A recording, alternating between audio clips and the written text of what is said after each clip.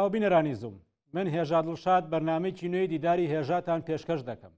لەم بەرنمەیەدا تیشک دەخینە سەر گۆڕانکارەکانی ڕۆژهەڵاتی ناوەڕاست و هێرشەکانی ئەم دوای ئیسرائیل بۆ سەر ناوچەکە. هاوکات گفتوگۆش لەسەر پێشاتەکانی سووریا و ڕۆژاوای کوردستان دەکەین. تورکیا بە جۆرێک دەیەوێت ڕۆڵی لە هاوکێشە سیاسی و سەربازەکانی سووریا و ناوچەکە و بەتایبەتیش لە ڕۆژاوای کوردستاندا هەبێت. بۆ گفتوگۆکردن لەسەر ئەم تەوەرانە لە ئامەد و میوانداری بەڕێز ئەڵتانتان نووسەر و سیاسەتکاری ناوداری باکووری کوردستان دەکەم.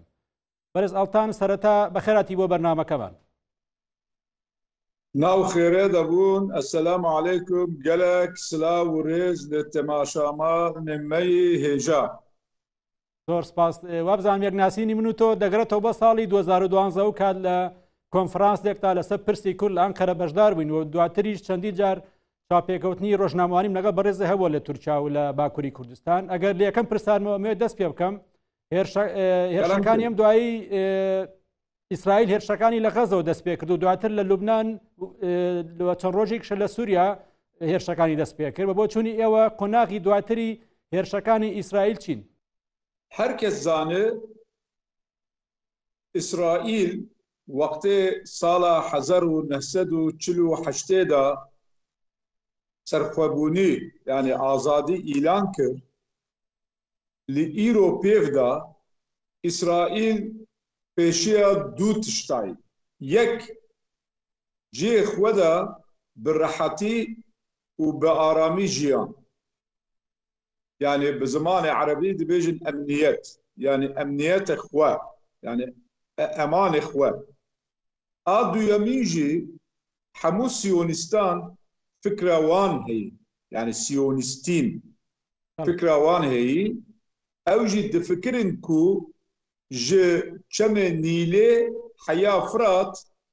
eydê we ye. Ji ber wê havî ji mejiyê xwe de dixwazin qism Sûrî, qism Tirkiye, qism Ürdün jî pêşwerojê de zabt bikin. Bes ew emelekî yani hedefekî dûr ew ne îro. Bes İsraîl ji sala 1947 û heya îro gav bi gav dimeşe, gav bi gav, hêdî hêdî, yani eceleyî bi tuneyî. Eger hûnê dipirsin piştî 20 sal, 40 sal, 50 sal hedefa wî Iraqê, Tirkiyeyê, Îranê belê. Bes îro yani îro sibê du sibê 2 sal 5 sal şunda ez bawer nakim wilo şer bikin. Yani karşı Irak û İran şerê wî ne îroyî. Yani ji ber wê havî ez dibêjim ana İsraîl dixwaze hemû silah çek û silahê Sûrî xera bikî ku ew rejîmekî nû nikarin şerê İsraîl bikin. Yani hedefa wî ewilî ew yani ew yek ew meseleyê Iraq, İran û Tirkiyeyê şunda yani belkî piştî 10 salê belkî 20 salê nizanim. Bes îro hedefa İsraîl xera kirine çek û silah û matar yani balafirokê Sûriyeyê ji bo emana xwe. Belê. بەڵێ پرسیاری دوامم ئەگەر باز لە تورکیا بکەین بۆ چوونی جیاوازەیە هەندێکیان پێیان وایە ئیسرائیل لە ئایندا هێرش دەکاتە سەر تورکیا بە بۆ چوونی ئێوە ئەمە ئەگەرێکی پێشبینی کراوە ئیسرائیل هێرشەکاتە سەر تورکیا مەترسی لەسەر تورکیا هەیە؟ ئیرۆ یعنی ئەو ژی نەممکن، یعنی ئیسرائیل ئیرۆ نەخوازە بە تورکیا رە شەر بکێت، تورکیا ژی نەخوازە بە ئیسرائیل رە شەر بکێت. بەس ئەگەر İsrail gav bigav ser Şamê yan jî nav Sûriye bimeşe wî çaxê mümkün e ki Tirkiye müdaxele bike. Bes ez yaqîn nakim yani İsrail jî wilo nake,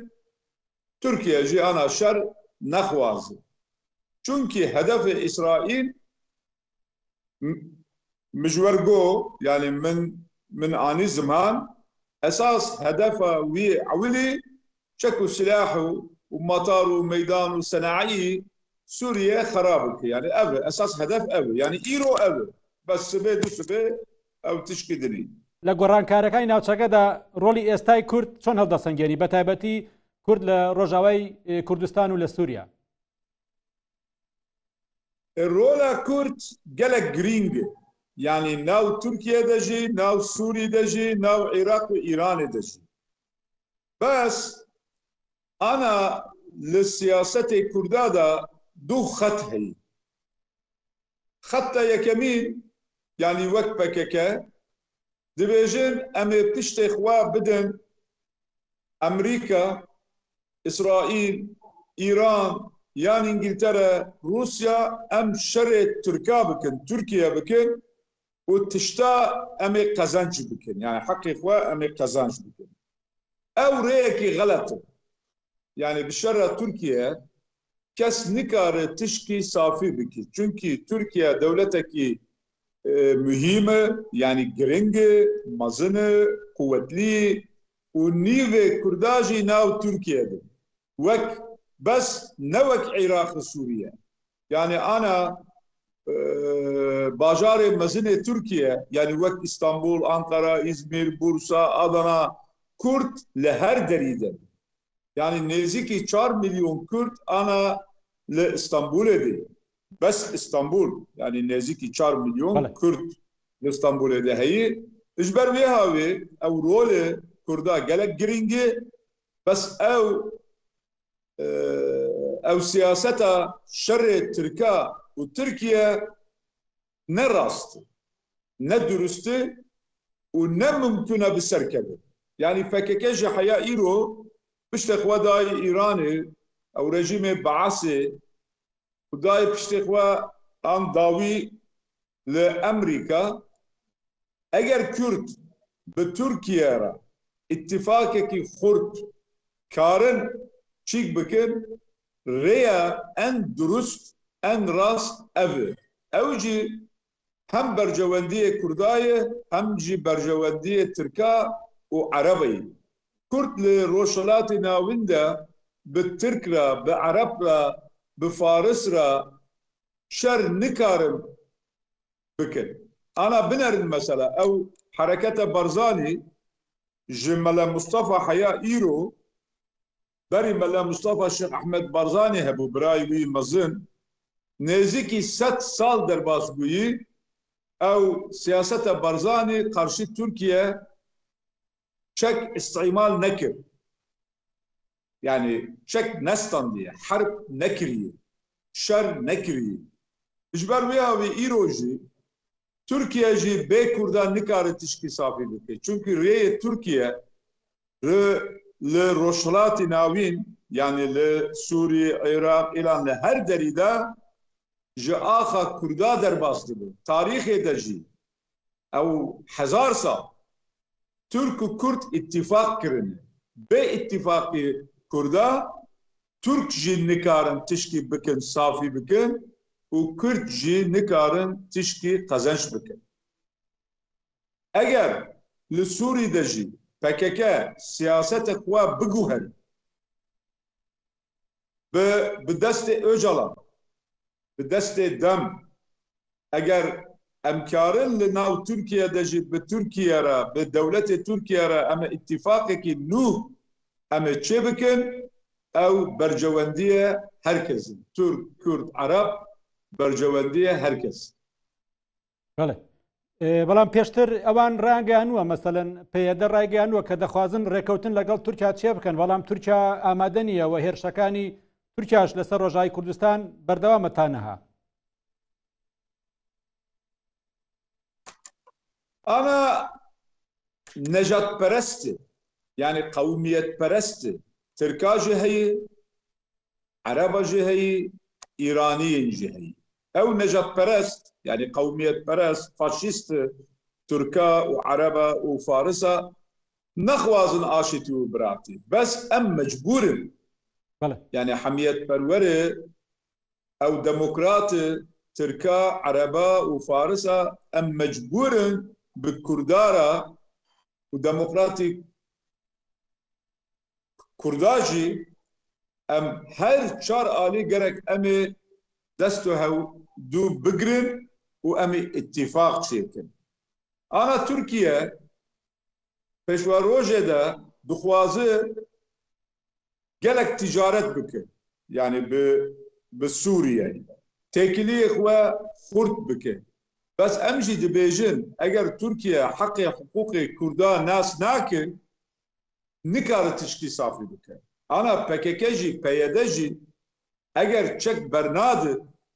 ew şerê Tirkiye neqede ew jî nemumkin e. Yani eger li Sûrî de jî heqê Kurda de jî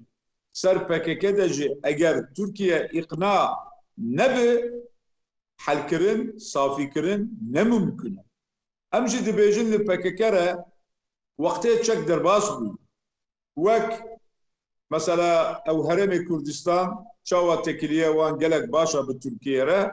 li Sûrî de jî tekiliyê Kurda gelek bi Tirkiye re jî bi dostanî û bi biratî be û bi aramî be. Ama îro fikra Abdullah Öcalan jî wilo. Yani berî 11 sal Abdullah Öcalan gotiye wextê çek çûyî yani qediya bes Qandîl qebûl nekir. Yani pişta Qandîl de jî İran hebû, işte Amerîka hebû, ew rejîmê Baas hebû, gelek kesan hebû, Qandîl qebûl nekir. Bes îro mecbûrin yani eger ew çek bernadin tişkî durust û rast nemumkune em ê bîna bikin, înşa bikin. بەڵێ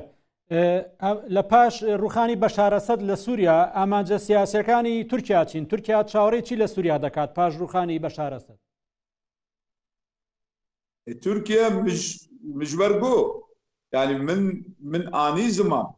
Tirkiye dixwaze ticareta xwe xurt bike, tesîrê wî xurt bike ser Sûriye, Lubnan, Ürdün, Iraq. Çünkü Türkiye bê rojhilatê navîn nikare mezin bibe. Yani mezinbûn jî ne bi silah, ne bi çek. Yani siyaset, bi aborî, yani ekonomî, bi kultur,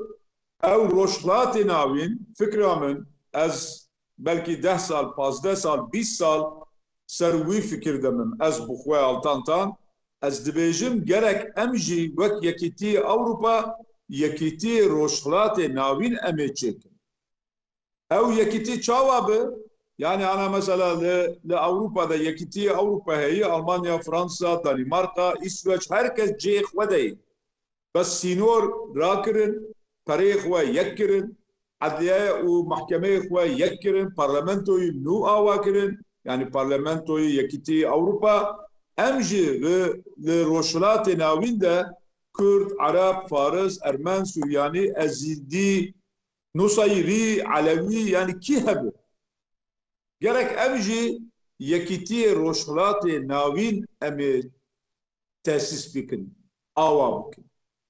بەڵێ ئەگەر لە حکومەتی نوێی سووریا کوردیش هەبێت با بڵین پێیەدە ڕۆڵی هەبێت هەسەدە ڕۆڵی هەبێت ئایا تورکیا ئەمە قبوڵەکە لە ئایندەی سووریایە کورد قەوارێکی هەبێت لە ڕۆژاوای کوردستان؟ Türkiye mecbûr e heqê Kurdan nas bike. Bes ana ew siyasetê PKK ziddê ew ê. Yani PKK dixwaze Tirkiye û PKK rûnin ser masê, ser tewlê, bazar bikin û tişta qezan ew nemumkin. Yani Öcalan jî gelek caran gotiye ana jî tekilî bi wî re heye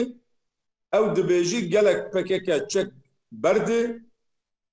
PYD biguherê û bi Tirkiye re û bi Kurdistana Başûr re yani Herêmê Kurdistan re çawa mesela li Herêmê Kurdistan da mesela belkî 10 partî heye. Yani PDK heye, Yekîtî heye, Yekkurtû heye, Komale heye, nizanim belkî 10 partî heye gelek Rojavayê Sûrî jî wilo bû. Yani gelek herkes partiyê xwe çê bike, tesis bike û çek berdê li nav Sûriye heremekî otonomî çê dibe, nizanim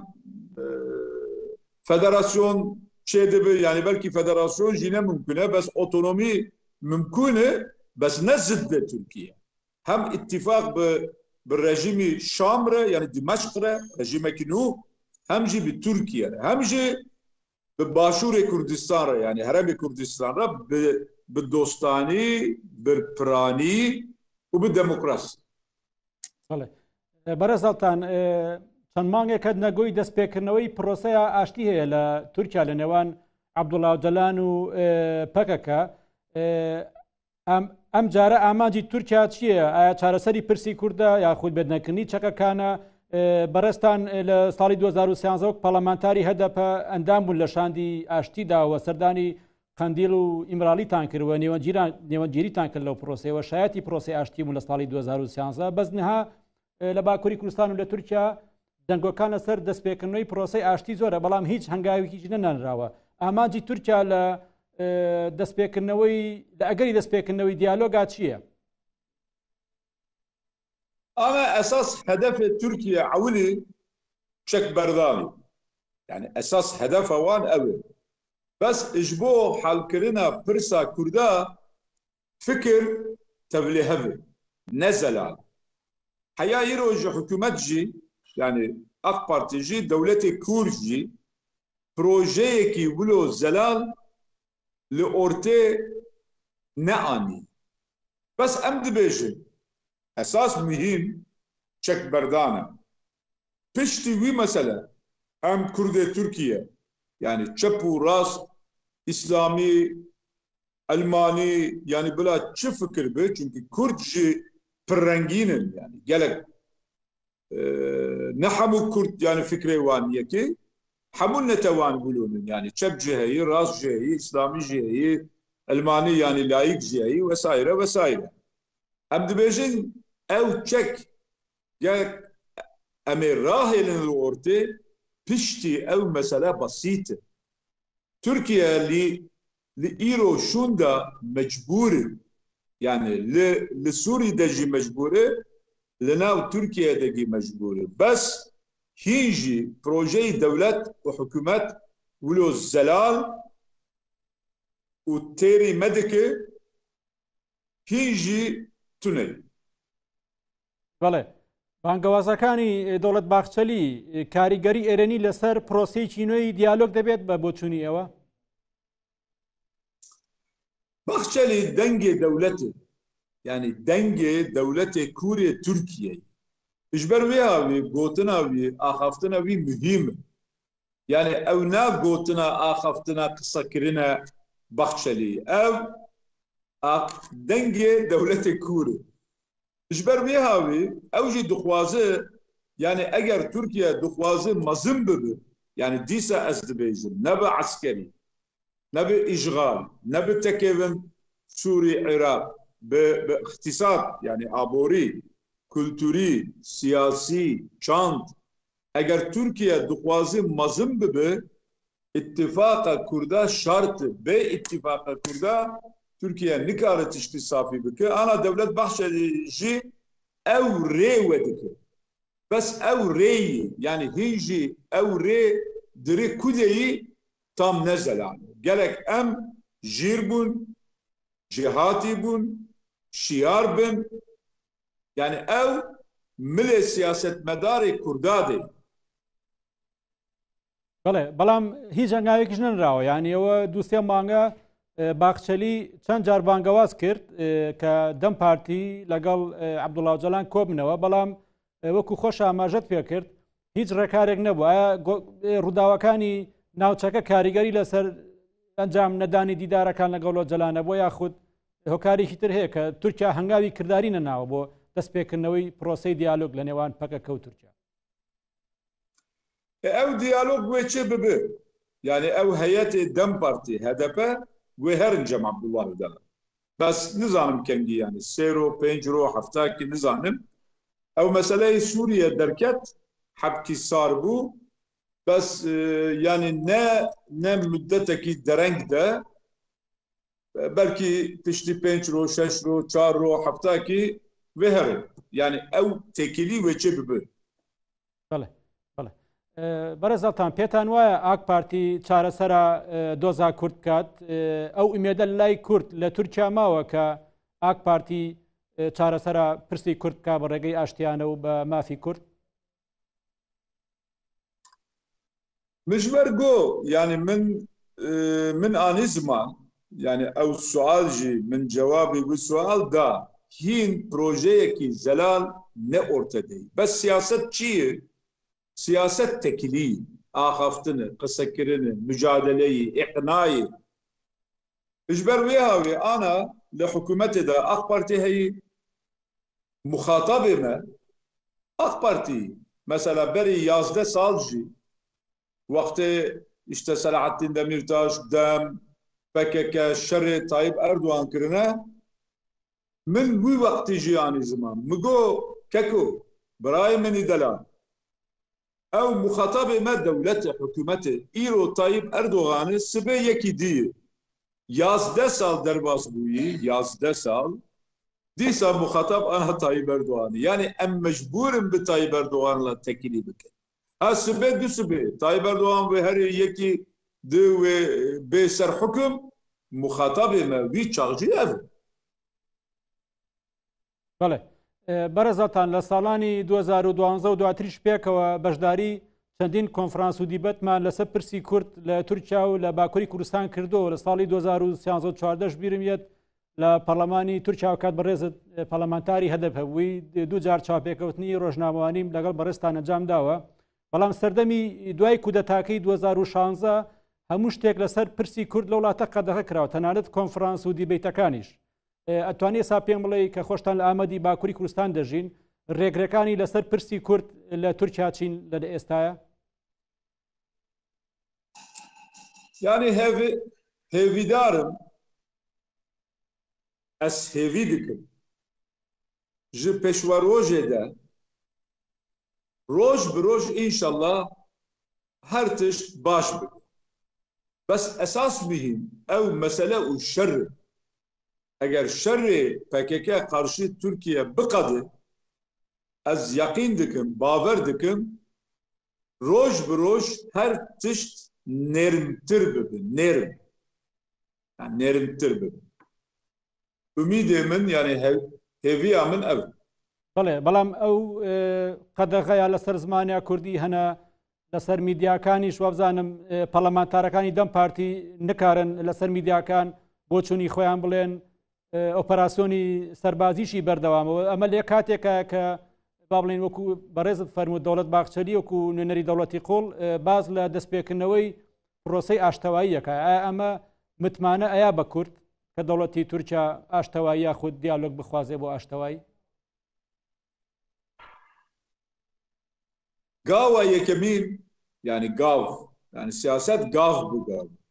gawa yekemîn berdana çek û silah